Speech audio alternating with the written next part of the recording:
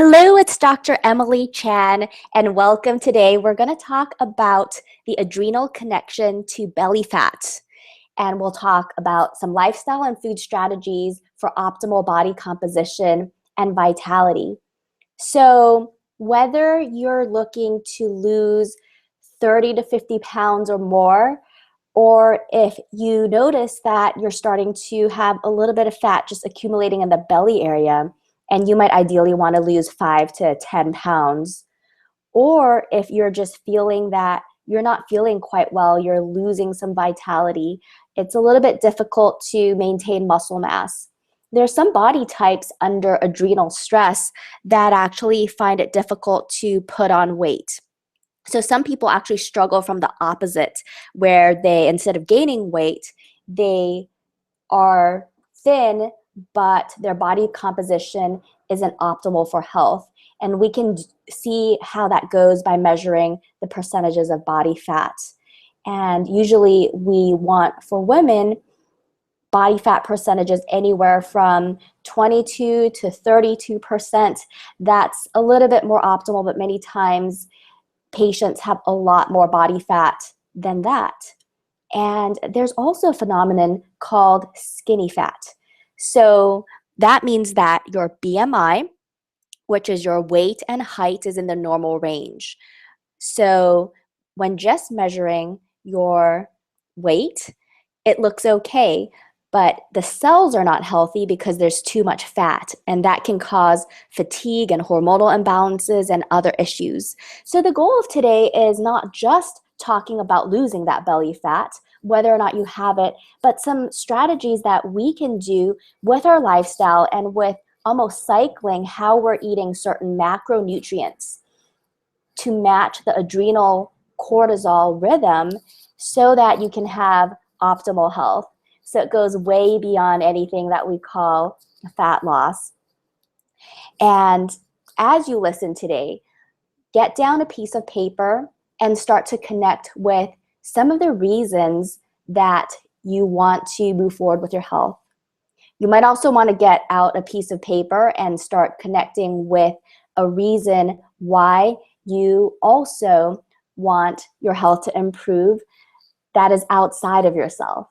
And then lastly, get out a piece of paper and write down one area that you would like to see a change in your health. So once we set that intention, let's get started. So some of the goals of today is definitely to learn some techniques that we can do to reset your adrenal glands. We're going to learn how to balance your cortisol, which is a stress hormone, which is neither good or bad, but we want that to be in balance, both in amounts and also in the amounts that it's secreted during different times of the day, because it varies. And then with the protocol that we're talking today, many people can lose about 1 to 2 inches off their waistline in about 30 days. And this is a very slow weight loss, so about 4 to 5 pounds in 30 days as well if your body needs it. If your body doesn't need to lose weight, then many times by following this program, you're going to lose some fat percentages and gain a percentage in muscle mass. Now, muscle mass is extremely important.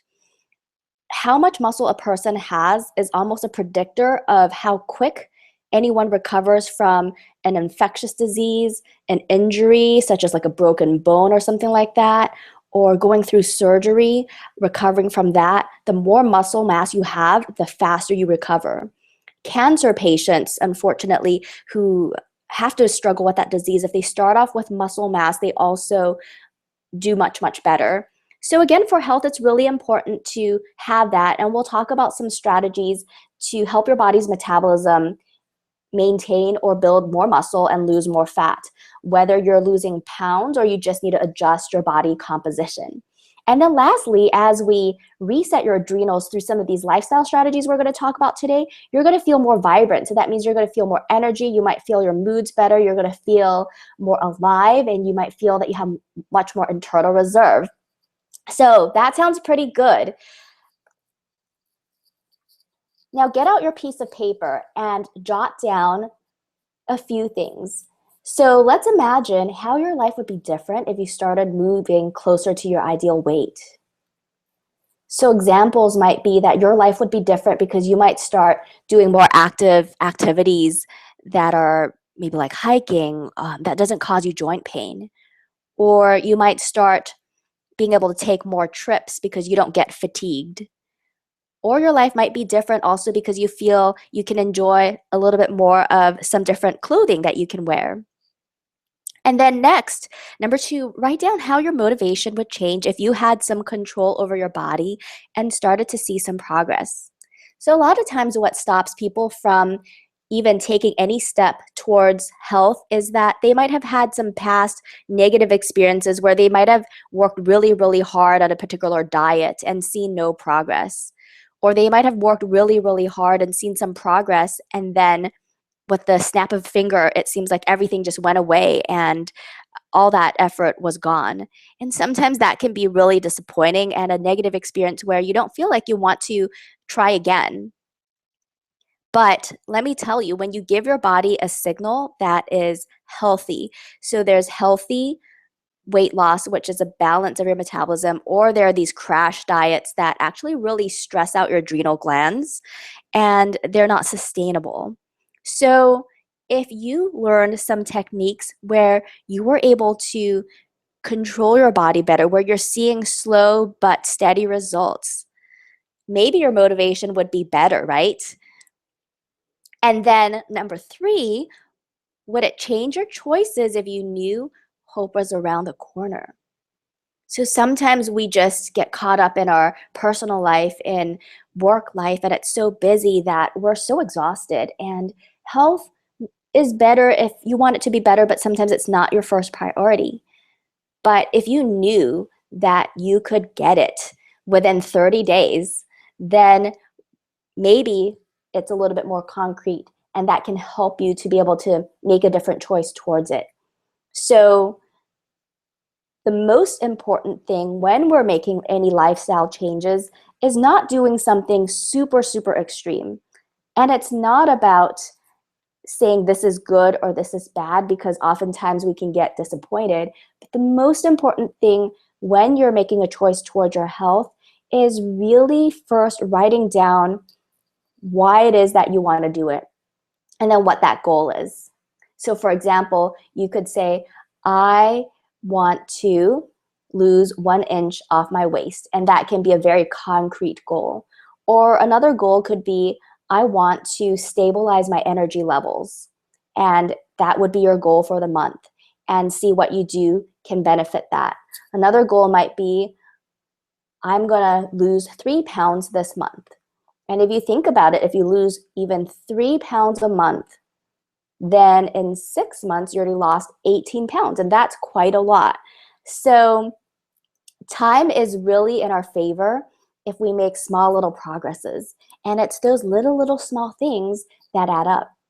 So just like life, when you have little, little small things, you probably appreciate when your family members do little, little, little small things for you.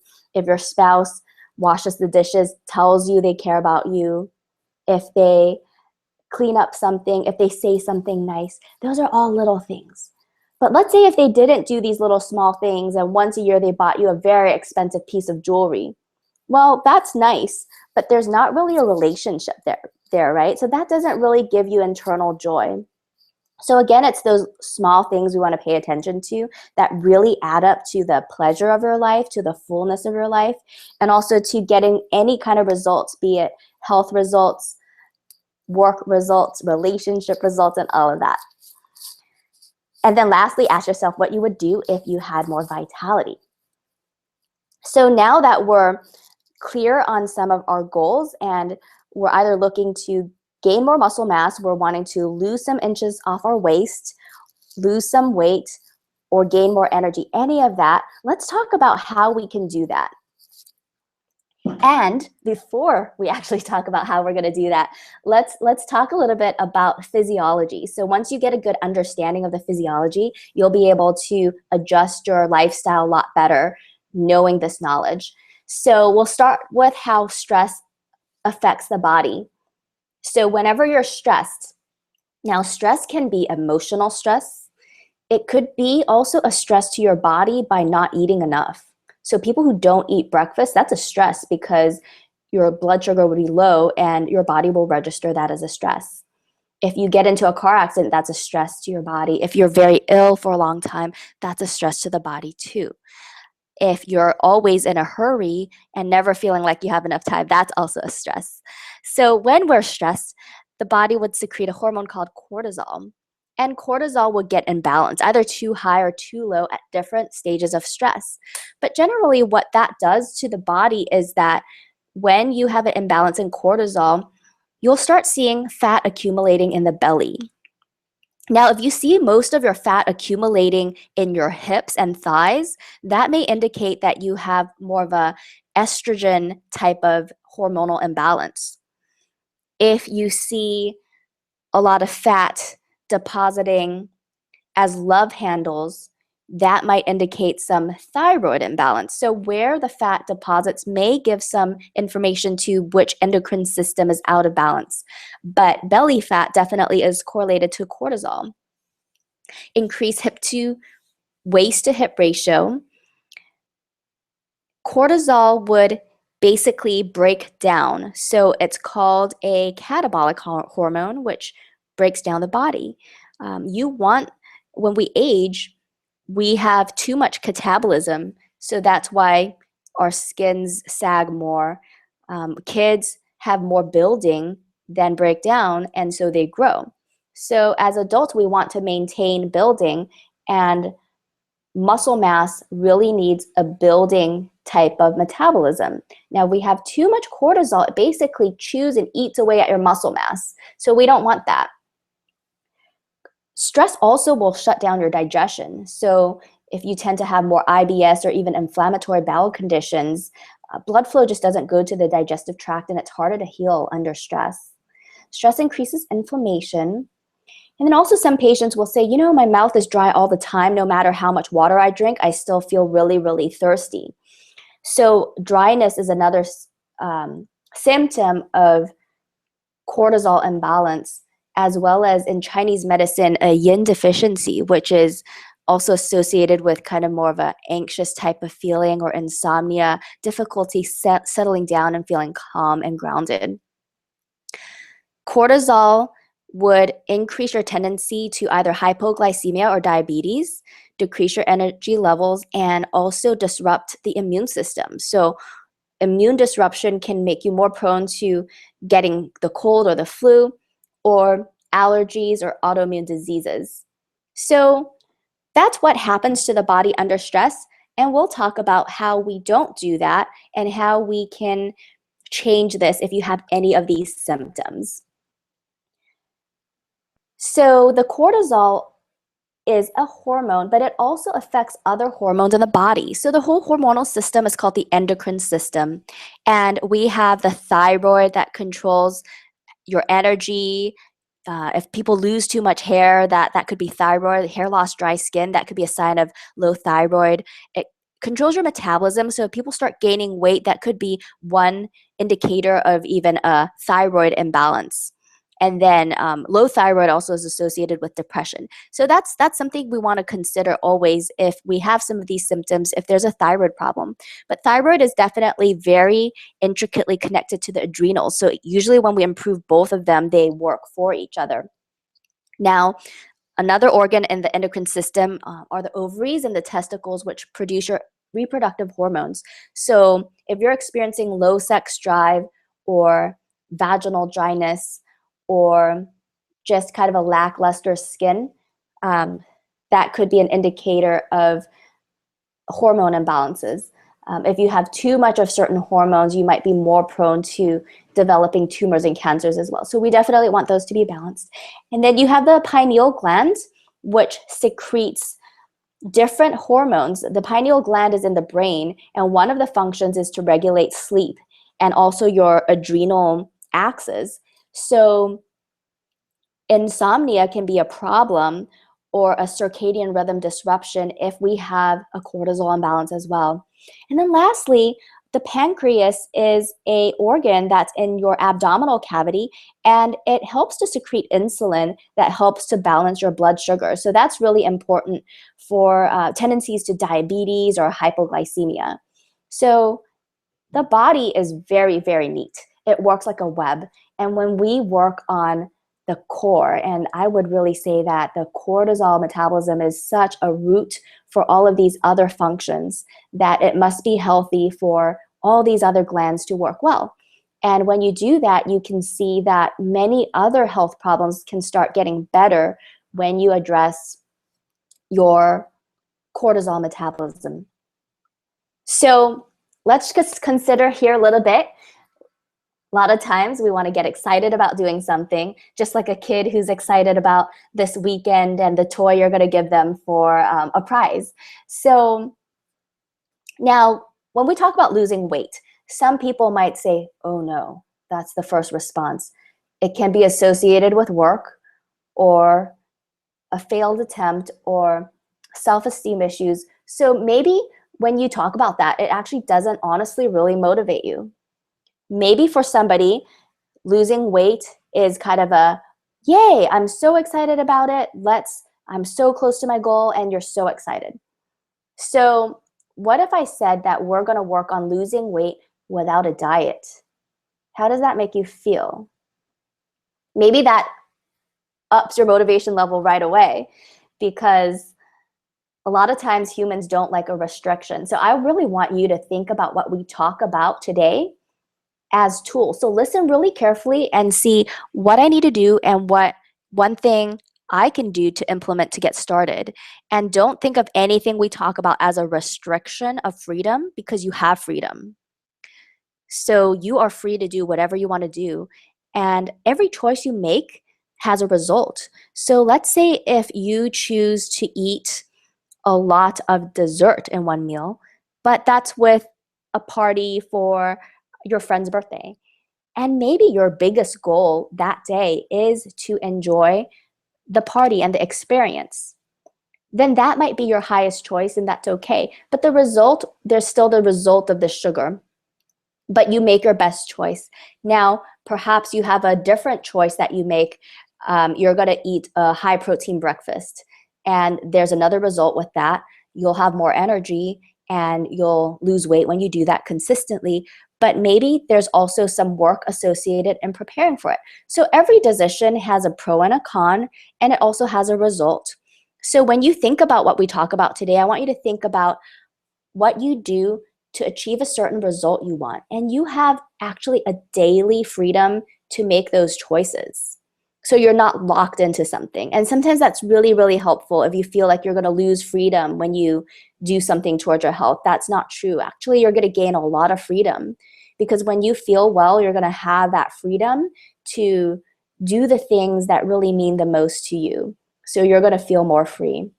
And when we're trapped in our body, sometimes that's actually the most unfree feeling to be in, when we're trapped by our carb cravings and fatigue and comfort eating. That actually really doesn't feel very free.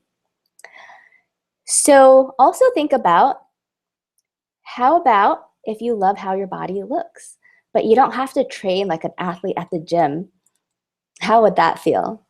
And then lastly, how would it feel if you have energy and you don't have to be a full-time health nut to have that energy? So that sounds pretty good. Now, we talked about in a previous class about the different types of adrenal fatigue and stress types. And the first type is the stressed go-getter. So this type is the least depleted, and generally they're just feeling more anxious and stressed, and their cortisol levels are going to be usually too high. Now, number two, a different type, is the thinking perfectionist. We talked about this at another class. And this person is usually stressed and wired. So they're stressed, wired, and tired at the same time. And a lot of times these people will have an imbalance in their cortisol curve. So as you remember, let me see if I have the cortisol curve right here. Yeah, the cortisol should be the highest in the morning, and then it drops off lower. But somebody who is stressed and wired often will have a lower morning cortisol, so they might find it really hard to get out of bed. And then they might be sluggish in the morning, and finally in the evening, they might feel their best. and their cortisol actually is high when they're supposed to go to bed. So then it makes it really hard to go to bed. So that is a pattern often of the second type, which is our stressed and wired. And the last one is number 3. So we have the overwhelmed and exhausted brain and body.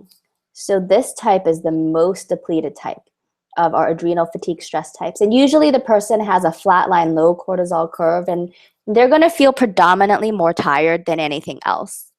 So those are our 3 types. So let's get into the general part first for all types. So what we're going to talk about now is going to be good for all the types. And we're going to talk about a macronutrient plan for macroadrenal health. So macronutrients are your proteins, your carbohydrates, and your fats. So they're mainly the foods that you eat. Now, we also talk about another word called micronutrients. Micro means small, and those are nutrients like your chromium, selenium, magnesium, calcium, potassium, chloride, all of those. So we're not going to talk about the micronutrients today, which we often talk about or use as supplements, but we're going to talk about macro, which means big, and that's basically found in your foods. Now, if you start to think about what you do in your body as a ladder, you start climbing a ladder usually from the first rung. So you start from the bottom and you climb up. Unless you know how to fly, you're not going to climb the ladder by jumping up to the 10th rung, right?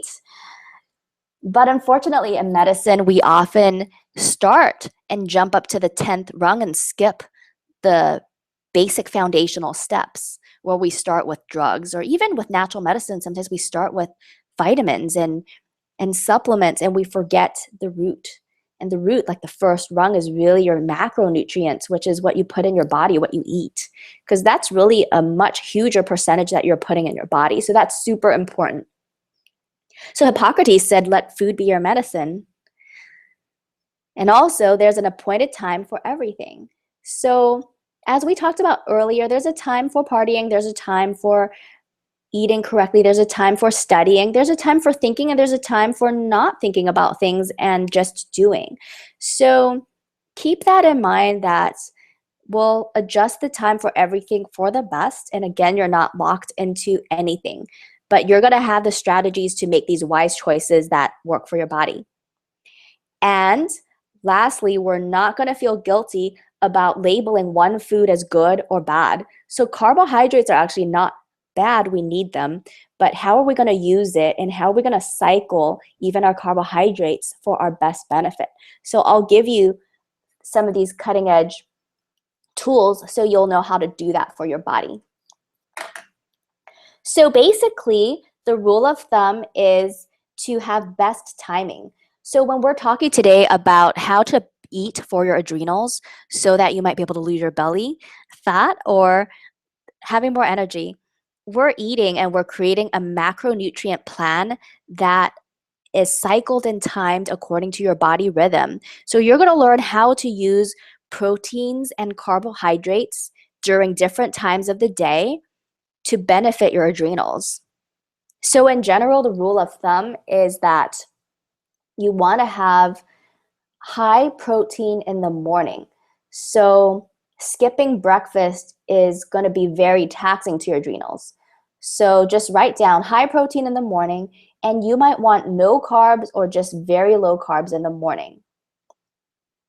And then as we cycle the timings to help with the natural rhythms of your adrenals, during the midday, so that's kind of lunch towards your dinner, you would want to have some carbs during those meals and a moderate amount of protein. So it's really hard on your adrenals if you have protein only for dinner or right before bed. So if there's no carbohydrates mixed in, that's actually taxing to your adrenals, and it can actually keep you up and cause some insomnia. So that's something that a lot of people don't know. And we'll talk a little bit more in detail of how this works. So let's start with proteins. So having a protein breakfast really keeps you focused and energetic during the day. And protein really is the macronutrient that allows your blood sugar not to fluctuate. Carbohydrates enter your bloodstream very, very quickly. And so when you eat the carbohydrate, it turns into sugar. And then the sugar will spike your blood sugar and it'll go really high. But then your body, because it wants to regulate, does a feedback and it radios and it says, hello, blood sugar is too high, let's lower it. And it gets lowered. But oftentimes, because of the imbalances in the way we eat, it gets too low and we get hypoglycemic, which causes stress and causes a release of cortisol in the body. So protein is something that really keeps that blood sugar steady, and it's super important that you have it within 1 hour of waking, because studies show that if somebody actually does not have protein within 1 hour of waking, so even if you eat your total daily amount of protein but you don't time it right, and you have no protein during the morning and you have it all maybe for dinner, and during the whole day you got all your protein needs but you didn't time it right, your body is still struggling with that blood sugar fluctuation and it's really rough on your adrenals. So that's why it's really important that you're eating these macronutrients at certain times of the day to really support your body. So you want to start breakfast with protein for sure. Now, you do not want to eat all carbs, which means no protein in the morning. So an all-carb breakfast, which is like a pastry, that's really, really rough for your adrenals. So that's kind of a typical American breakfast, is having coffee, which is a stimulant, and then a pastry. That's really, really rough for the body. And that really sets somebody out for burnout a few years down the road. So you don't want to eat that.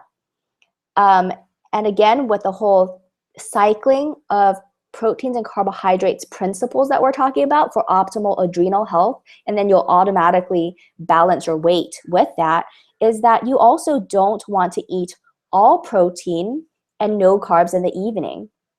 So some people on a paleo diet have been against carbs, and it works for certain body types. But let's say that if somebody is really in some kind of adrenal or stress state, then having zero carbohydrates actually is taxing to the adrenals. So you want to have some, and we'll talk about how much, because often Americans eat too much carbs, and it might mean something different to everybody. So we'll talk about something that can be helpful today, so you'll know how to really balance this for your body.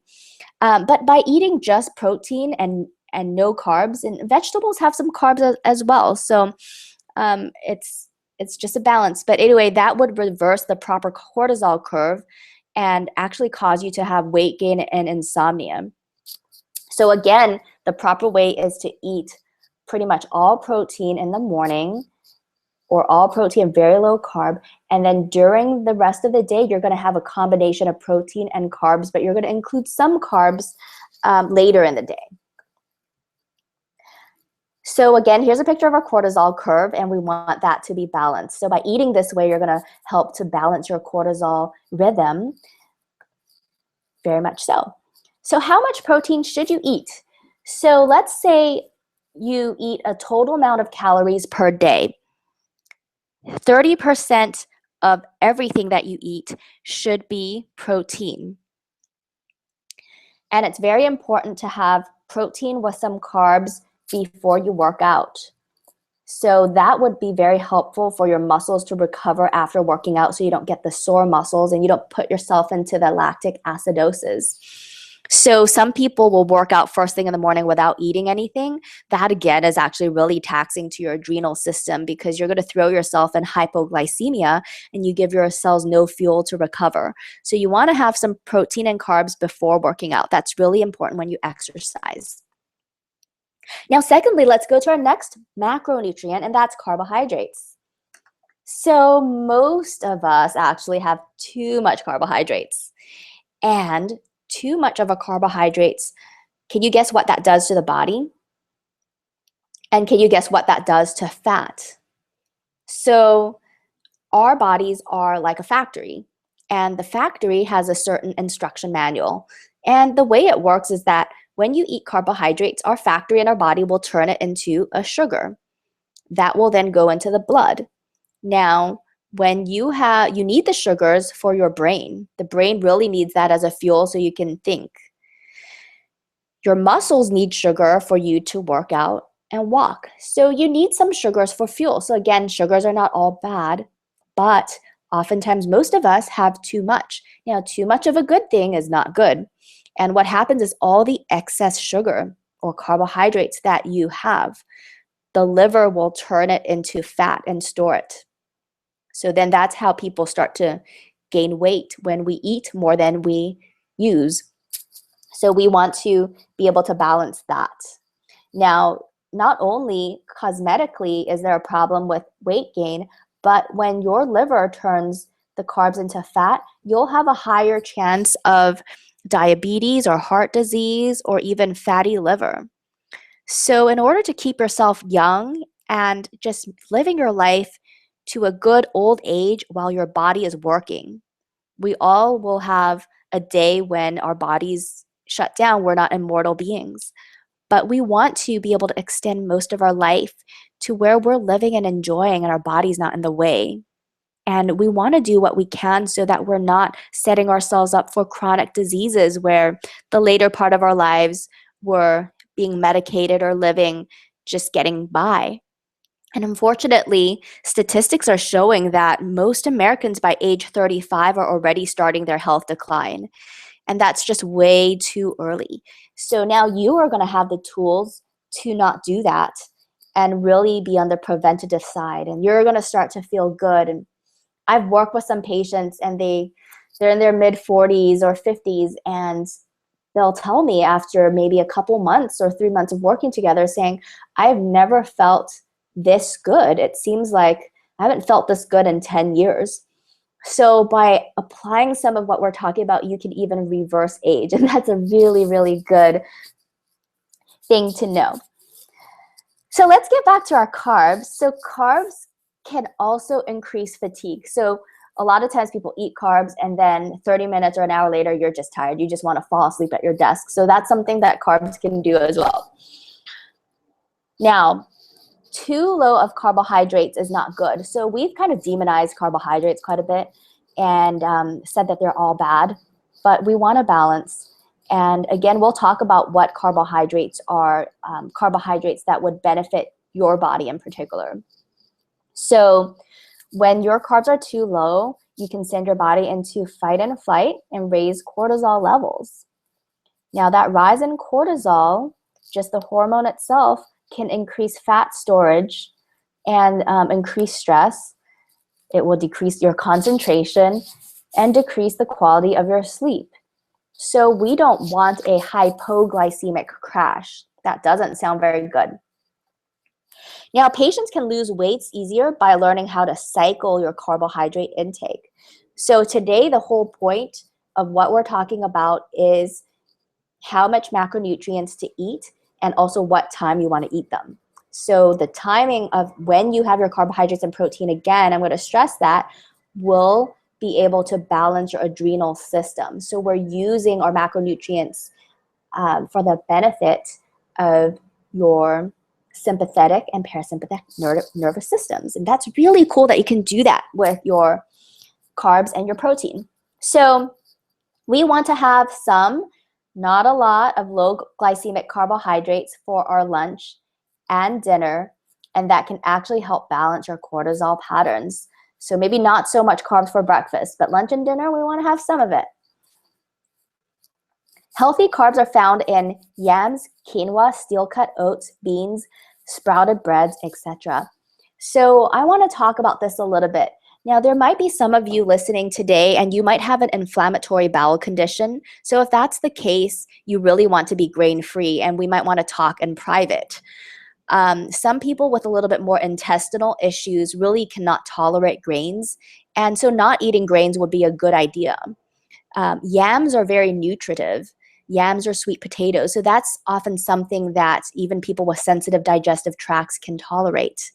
Now, with sensitive digestive tracts, of course, we find carbohydrates with high fibers in our fruits and vegetables. So depending on some people, they can digest them okay. So if you're having an intestinal issue, then we might want to refine that a little bit more.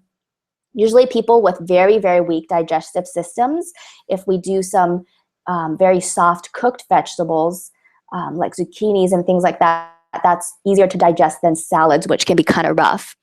But otherwise, without digestive issues, grains such as quinoa is really, really high in protein, and yet it's a carb. So you actually get about 12 grams of protein in quinoa, and it's considered a carbohydrate, but in half a cup of quinoa. So it's quite a balanced grain and really easy to digest. Some gluten-free oats. Oats are gluten-free in general, but sometimes it's processed in plants that contain gluten, so that's why they label it as gluten-free oats.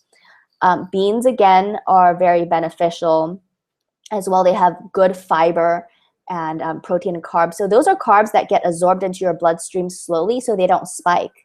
When you're having things like white flours, such as pastries, cakes, or white breads or croissants, things like that, that's not the carbohydrates we're talking about here. You don't want to eat those in general, not on a usual basis.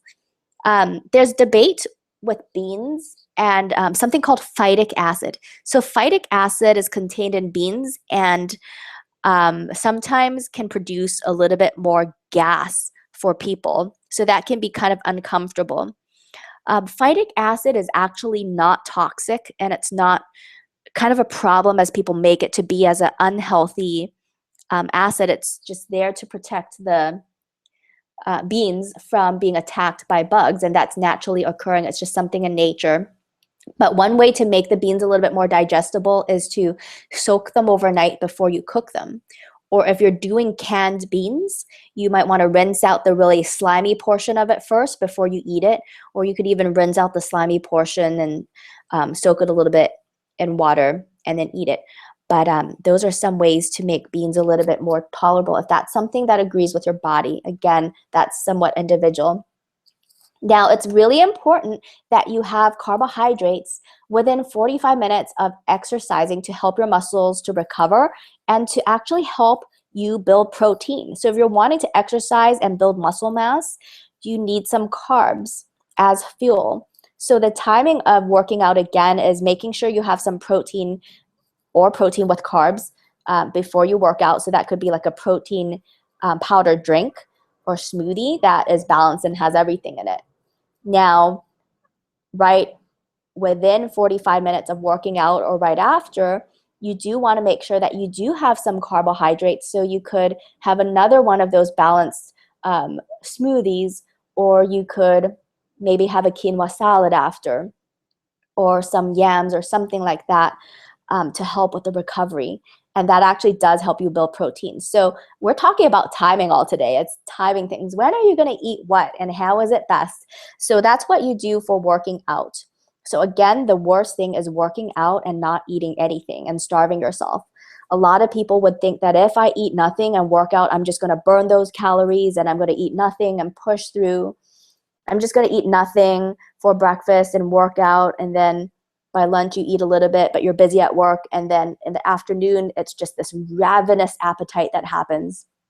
And that's when self-control breaks, and people usually go for carbs or any food they can find in the cupboard and might snack their way all the way through the evening. And that pattern is just really counterproductive towards weight loss. And even if you're counting calories and you ate less calories, this type of timing sets your body up for really poor weight loss. So sometimes there's a belief system about carbs or about calories, and we want to reframe that with some better information. So it's not the least calories, the best. It's what kind of calories you're putting in your body. And to get even more smart about it, it's actually when do you put what kind of calories in your body so that your body works for you, and you actually don't need to torture or starve yourself. Things can work much better when you time your eating properly. So there you go for carbohydrates. Now, 35% of your daily caloric intake can be carbohydrates. And when you look at this number, it might seem like a lot. Later, I'll show you a tool to calculate everything out. And once we do that, you'll probably thank me for this number. And so that's really unreasonable. It might even seem high, but but you'll be okay, and you'll actually still be able to support your adrenals and lose weight if that's what your body needs, or build muscle mass if your body is already at its optimal weight. So depending on your daily caloric needs, you'll eat 2 to 4 servings of carbohydrates. So when I say 35% of your caloric intake, you might say, what? How much is that? That doesn't mean anything to you. So we'll talk a little bit about serving sizes. We're not going to really count calories here. But your carbs, that would be kind of the quinoa, the yams, the maybe brown rice, the millet, the oatmeals. That's what we're talking about. Even though fruits and vegetables have some carbs, we're not really counting them as our carbohydrate category in our discussion here. So what's one serving? So one serving is generally half cup of anything. So you can just keep that in mind.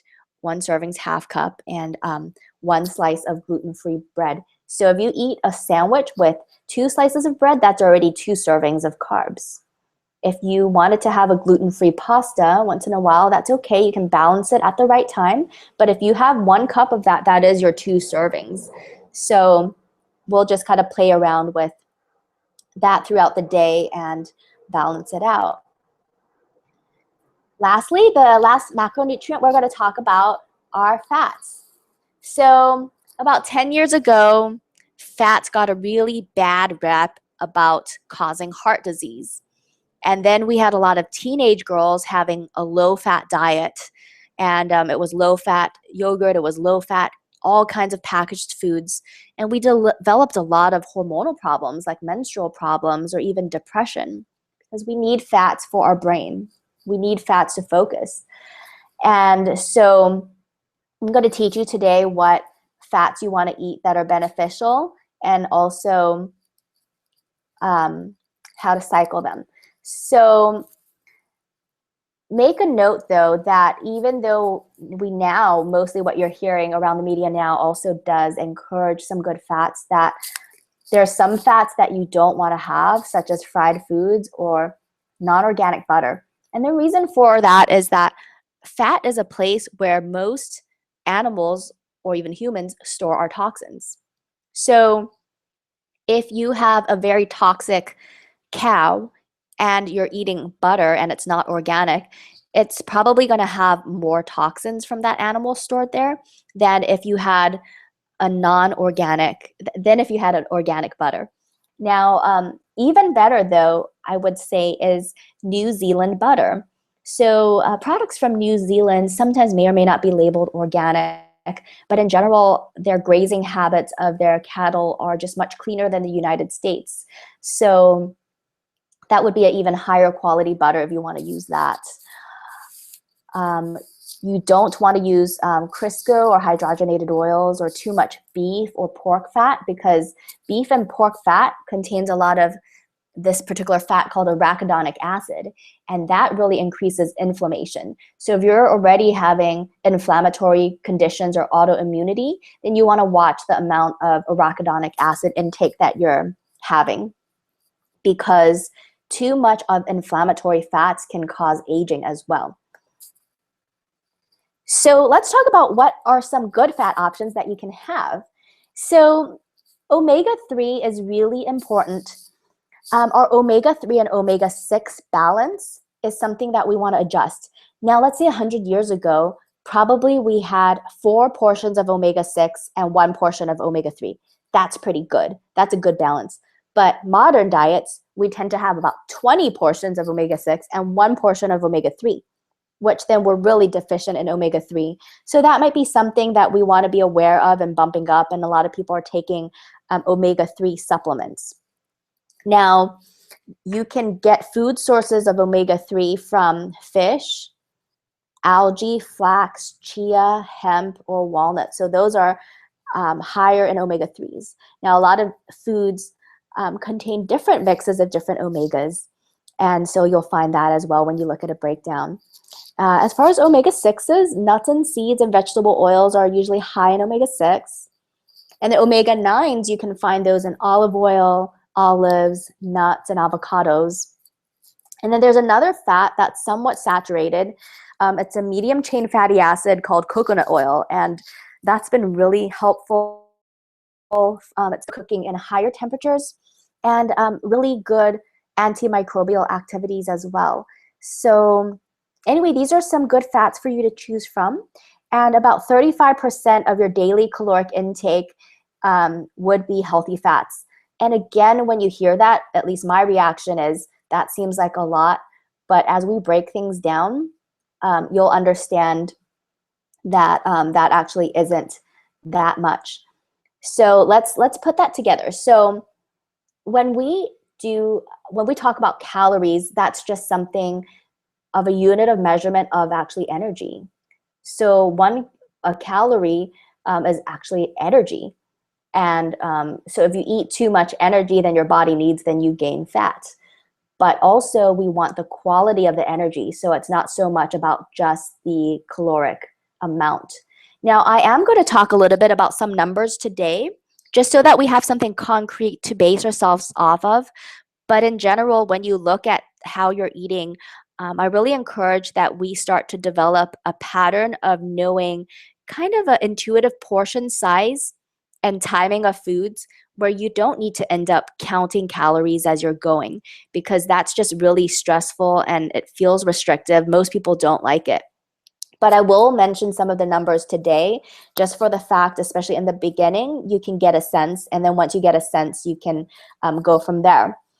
To understand calories, so we're talking about some of the percentages we wanted to have. So about 30% protein total a day, 35 fat, and about 35% carbohydrates. Now, when we talk about fiber, there's labels about fiber and how much to have. That's usually included in our carbs. So both protein and carbohydrates, if you look at your first column, we have 4 calories per gram. So now if you look at fat, that one's different. You have 9 calories per gram. So let's say if you have 1 gram of fat, well, there's already 9 calories there. So that's why when you look at the percentage of total calories and it's 35%, it seems like a lot, but then your fats are also much more dense in calories per gram. And it doesn't take too much fat to get up to that 35%. So that kind of just gives you a little bit of perspective on the science end of how these numbers work. Let's take a look at the third column here where it says calories per day. So most of us here are going to fall within kind of a 1,200 to 2,000 calorie per day type of diet. So given that the lower end, when we talk about protein, to 360, I'm just telling you about how many calories of protein you're going to have. Let's say if you're going for the 1,200 per day, then it's going to be approximately 360 calories of your total 1,200 calories per day are going to come from your protein, and up to 600 if you're going for that higher number. That depends on basically how tall and your weight. That's one way of determining your daily caloric requirements for your body. Also, that fluctuates if you're trying to gain or lose weight as well. If we look at grams, so when you look at food labels, sometimes it labels that, oh, this food has this many grams of protein. So for example, a boiled egg has probably 8 grams of protein.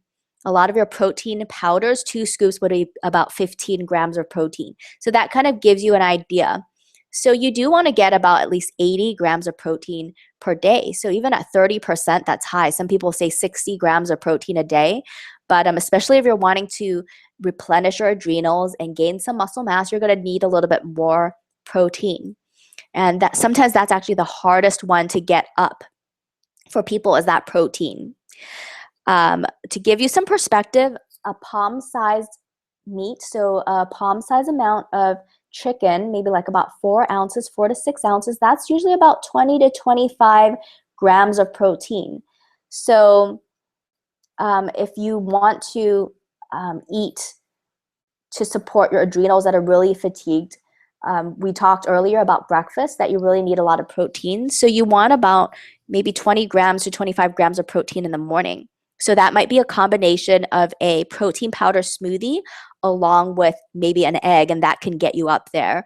Or even some people might have some meat. So you might have some chicken, maybe some avocado. You could even do a corn tortilla if you're not sensitive to corn for breakfast. You can be really creative and not necessarily have breakfast foods. But again, to support your adrenals, you really need to have that protein in the morning. Let's go over to fats.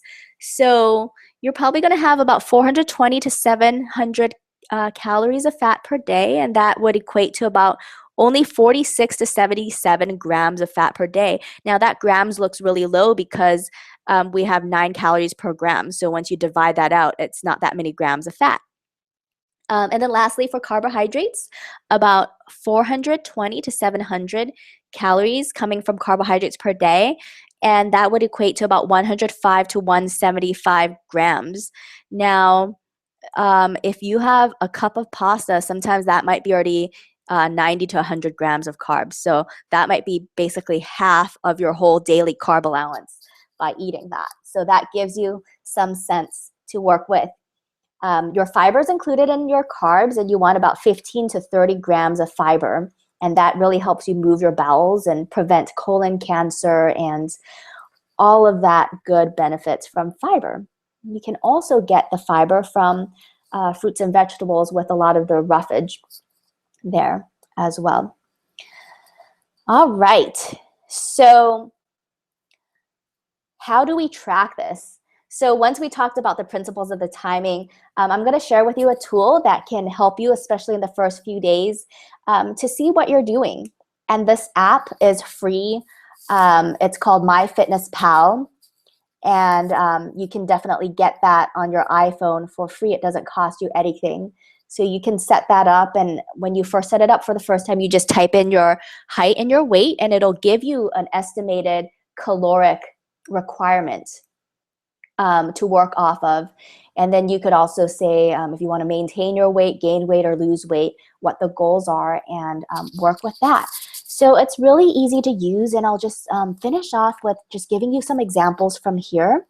I want to make this as easy for you so that you have tools to understand what you're doing with your eating and get a perspective and support your body in the easiest way possible. So let's move on. Oops, there we go. All right, so I want to be totally transparent. So this is kind of funny. We all have days, and it just really proves a point of wanting to track. So the blue color is carbohydrates, and this is actually me for one day, and I wanted to show you. So this day, I actually had 57% of carbohydrates, and our goal was, again, 35% carbohydrates, so that's way over. I had 32% fat, so that's pretty close, and unfortunately only 11% in protein.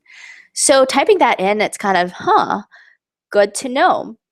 Now, this day I was at a conference, and I started off the day with a breakfast with 2 gluten-free waffles and some eggs as a sandwich. So that was my breakfast. It was homemade.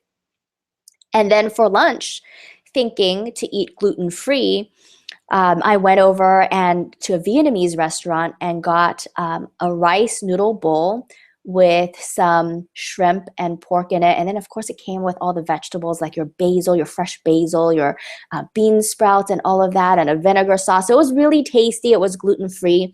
But basically, it was a whole bowl of noodles. And then for the seminar, I thought, it'd be fun. Let me treat myself to a Asian boba tea. So I don't know if you've had those. It's kind of like a tapioca smoothie drink. So I had one of those. And then for dinner was pretty regular. It was some rice. So again, on a trip, it was a little bit difficult, but it was kind of a wild rice mixed with white rice and some protein and some green beans. So dinner was pretty good.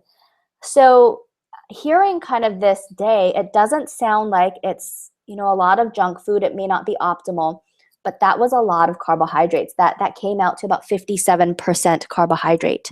So that might give you a little bit of a sense. So let's move on and let me show you some ways of eating that can come into some of the proportions that we were talking about. So going back to the app, that's the chart of what I ate for that day. So when you go to this app, if you go down to the bottom left where it says diary, so that's right next to the plus sign to the left.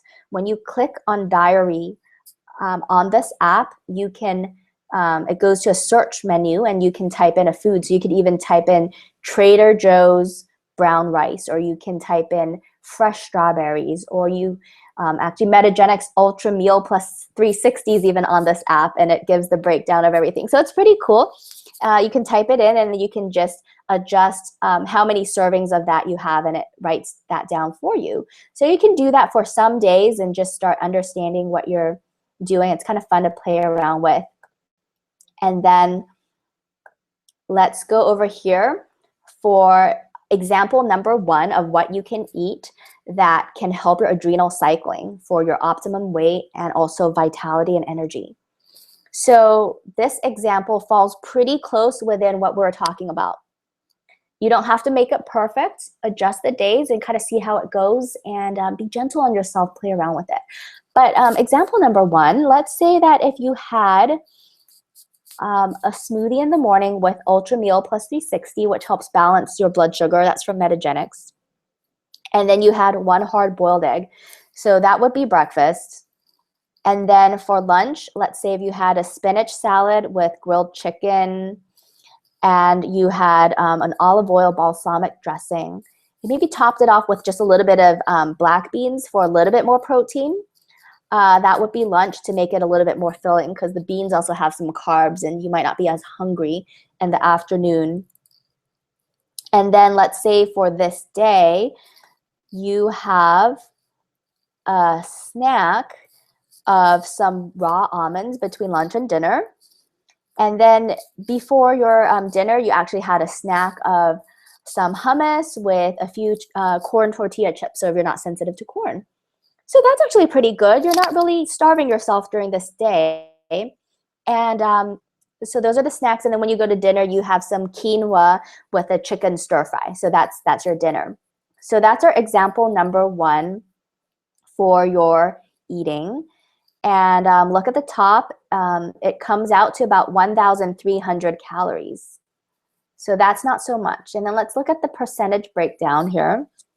You're at about 38% carbohydrate, so we're shooting for 35, so that's completely fine. And then a little bit higher in the fat, and then protein, we didn't quite reach our 30%, so maybe we can do something else to increase proteins, maybe having a little bit larger quantity of meat, maybe even 2 more ounces of meat. That can do it. Or you could have 1 extra egg for breakfast that day. Instead of 1, you could have 2 eggs. Or maybe you could have some meat with your breakfast, or maybe like a meat broth. So there are different ways to just bump up your protein a little bit for this day. So let's go over here. In this app, it can also show you the breakdown of your day, what you recorded, and a breakdown of even sodium, potassium, carbohydrates, calcium, vitamin C, iron. So that's pretty good information to know just from regular foods that you're eating. I'm going to give you 1 more example today of another meal plan you can do. So this one, we're having, again, that smoothie in the morning, and we had 1 fried egg as well as 2 slices of turkey bacon for breakfast. So we have pretty big breakfast, good protein, really good for the adrenals. This day, maybe you're a little bit busy, so you're going to eat out for lunch. You're going to get a chicken rice bowl from Chipotle. And then you might snack an apple in between lunch and dinner. And for dinner, you might have a salad with grilled salmon. And maybe tonight you actually wanted a glass of wine, so you had a Chardonnay. So still with this, you are at 1,400 calories. And we'll look at a breakdown of the optimum percentages of your macronutrients, and we're still looking pretty good. We actually got about 32% protein today, and we were shooting for 30%. So that's actually a really high protein day. That's really awesome. With regards to wine, I would say if you're really working on your health or liver, you wouldn't really want to have that. Some people who are already in a pretty balanced state, you're not actively in a weight loss period or liver cleanse or working on a certain health condition. If that's something you like once in a while, you can balance that out. I would say probably not more than 2 drinks a week. None is best, but some people, if that's something important to them, we can work with it. And I just wanted to give you an example to show you how that worked. And then we'll go to a nutrition breakdown. Again, you can see for example number 2, that's how that works. So as we put it all together, we have 2 very important things. So I want you to say that in your head. When should you eat your proteins? When's a really important time to have it?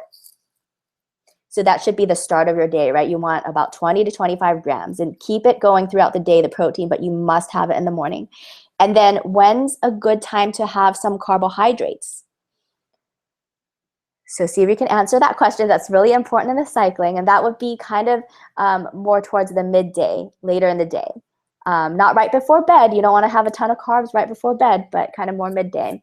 And so make sure you don't have too much. Just keep it to the 35% and under for carbs, but you can have some. So let's put it together. You want to pick one thing from today to work at. So maybe if a whole day is too much for you, if you can, that would be great. Track it and play with it, and you'll kind of find a rhythm. But if it's too much, I want you to pick one thing to work at. Maybe you'll say, you know, I just don't eat breakfast. Breakfast is going to be the one thing I'm going to work at. Or maybe for somebody else who has a different workout pattern that's not working out, you can say, I'm going to really focus on eating foods that time well with my workouts.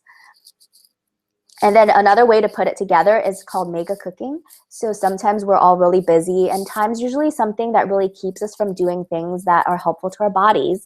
And what you can do is pick a day that you're going to cook quite a bit. So maybe you want to make a whole bowl of chicken or turkey broth with vegetables, like a vegetable soup, and just refrigerate that. Maybe you want to cut up a ton of vegetables so you can have them as a snack with hummus. Maybe you want to make a quinoa salad and you can have that ready for your carb when you need it as a side dish. Maybe you want to cut up a ton of meat and slice it up so you can do a stir fry and actually freeze different bags and the sizes that you want to do cooking. So these are a few ideas to make it easier for you. Sometimes some people, it's worked for me before, where I might choose a Sunday afternoon and I'm just going to cook a ton and do my shopping. And maybe after cooking, you want to eat it. Or sometimes some people say, you know, after cooking, I want to eat out. That's okay too, after you've prepared everything, just whatever works for you. Another good strategy is that if you have to go to work really early in the morning, you might want to prepare some of the foods ahead of time at night. So you might have a bag packed with the lunch that you're going to have the next day from leftovers from dinner. That's a good idea. You might even want to use ceramic or glass containers to pack maybe a few lunches. So I wouldn't use plastic containers and reheat them in plastic because of a lot of estrogens. So it's toxic. So if you can get ceramic or glass, that's a better way to store them. You can do snacks, so maybe some packs of almonds. Trader Joe's has pre-packed nuts in a little tiny sack, so you don't even have to grab or pack them. You can put your protein drinks dry in a shaker cup, and you can keep them where you need it. And so once you're ready to drink that, maybe for snack in the afternoon at work or after a workout, you can just add some water and shake it up. So these are some tips to make it easier for you. And then lastly, let's just close with some mindset strategies for success. So let's have your mind basically set on a greater goal. So if that's just being with family and being present, or if your greater goal is to feel great, or your greater goal is to embark on something different, just tap into what makes you excited and say that if I eat this way, it can help me achieve that. And then I wanted to mention that sometimes past experiences can feel like they determine the future. So if you're somebody who might have had bad experiences with doctors and felt like nothing worked, or even tried to do anything to help with your health and energy, and you feel like you've tried everything, sometimes that can be really discouraging, and it can discourage you from just moving forward. And you might feel like, oh no, I'm just stuck with this condition, that's me. And let me tell you that that's not true. So we can erase those past experiences. If you've tried losing weight and it just hasn't worked for you, you might be just really associating a failure feeling with working on your health. And so it's really important before we start anything to just reframe that and say that, oh, you know what? I now have the strategies. It's a different day, and you have different outcomes ahead of you. And our past doesn't need to determine our future. So I really want you to understand that, and that's going to help you in so many different ways. Another key to understanding success is to know and understand that your circumstances don't need to be different before you start taking action. So a lot of times we lack faith, we don't really believe. So we want to see that, oh, I'll do this if I see some if I see some results. And a lot of times you have to take action before you see results. So that's kind of that main thing. It's kind of like you need to go work out, but you have to get in the car and go first. It's that one step you have to take. And that step is that before you even see any change, you trust and you believe that you're going to take action and that you're going to get some results. And that's really important to understand. Now, what do you do if you're discouraged with your physical health? So sometimes you might not have felt well for a long time. That's discouraging. And it's really important to focus on gratefulness versus what's wrong with you. So I just want to tell you a story of a healthcare practitioner who was struggling with a lot of health conditions. And one of the health conditions that was really, really difficult was that she wanted to get pregnant, but she had really a hard time getting pregnant. Later found out that she had a pituitary tumor in the brain, and that was secreting all kinds of hormones that was the cause of her infertility. And so with a lot of the natural treatments, her goal was to get rid of that tumor. So the tumor was just kind of something that was getting in the way of her and her goals. And the tumor was something unwanted. And the tumor might be even emotionally something that just was a point of distress. And so she just worked and worked and worked at it with lots of different strategies. And nothing really worked.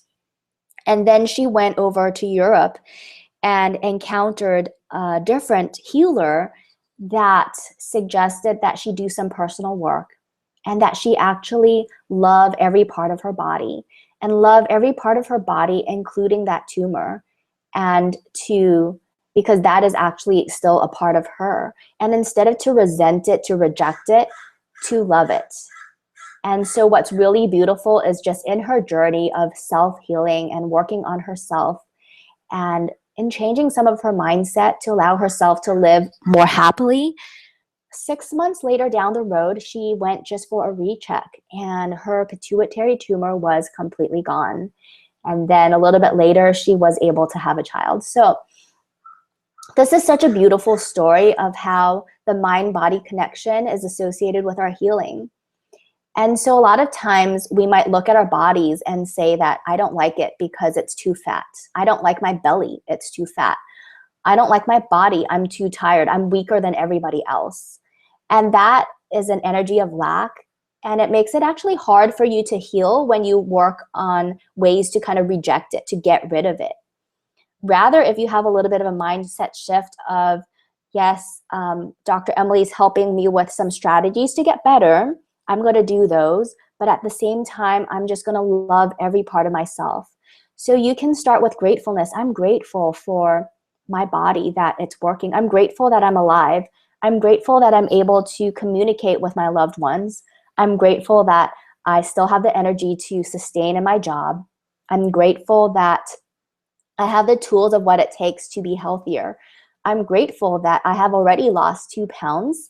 And you start saying all these grateful things, and almost a different type of hormone starts get producing in your body, and it makes it so much easier for you to heal. And you might notice that that can really help if you've had so much difficulty losing weight, because there's kind of that mixed emotion of kind of hating the weight, hating your body, and wanting to lose it, but yet feeling like, oh, maybe I should just accept myself the way I am. It is not determined on my weight. There's a lot of mixed feelings that we all encounter with different types of health struggles that we have. And when we look at it with love, when we look at ourselves with love, that really helps us to be able to move forward, taking the steps that we need to without a lot of resistance to do the things that we ought to do. So again, we want to do versus think. A lot of times we spend a lot of time researching, reading, deciding, should I do this, should I not do this? You have within yourself right now the information you need to get better. So commit to something and do it. Even committing to one thing that resonates with you the most from today, and start doing that. And you'll be amazed at the results that you're going to get with even a slow, steady progress. It's beautiful. So think about even 3 months from now, how is it going to look like? So lastly, this will be a beautiful exercise to do. So even tonight, when we hang up the phone and finish the class, I want you to write a letter to yourself. And you're going to write a letter to yourself that you're going to read 2 months from today. And this is a letter of how you see yourself 2 months from today. And it's going to be a love letter to you. So that letter might look something like this. Dear Angela, I love you. You're a beautiful person.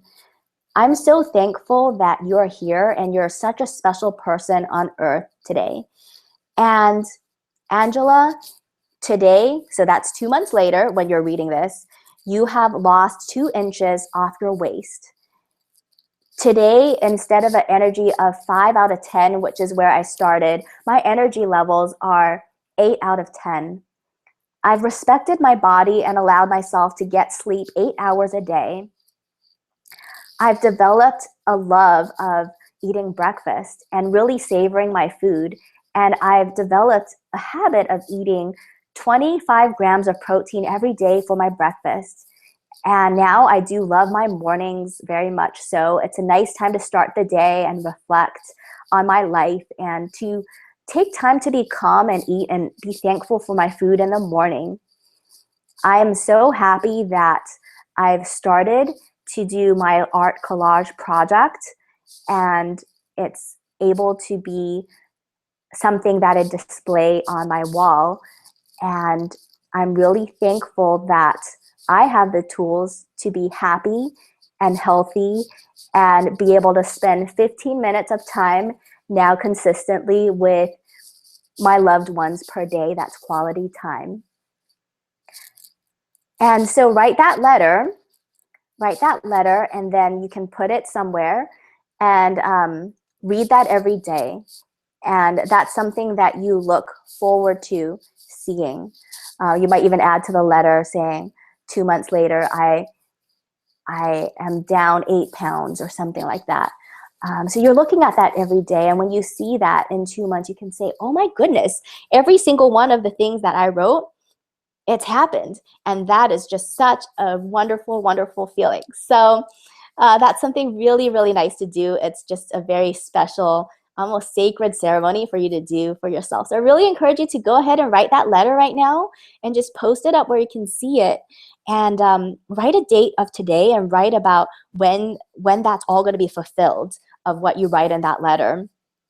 And thank you so much. Thank you for being you, and thank you for loving your body. And I hope that this is really helpful with learning how to cycle your macronutrients, your proteins and carbohydrates to match the rhythm of your adrenals. And that really gives your body that metabolic jump start so that it can lose the weight itself or gain more muscle mass if you don't need to lose weight. And also for you to have that energy that you need.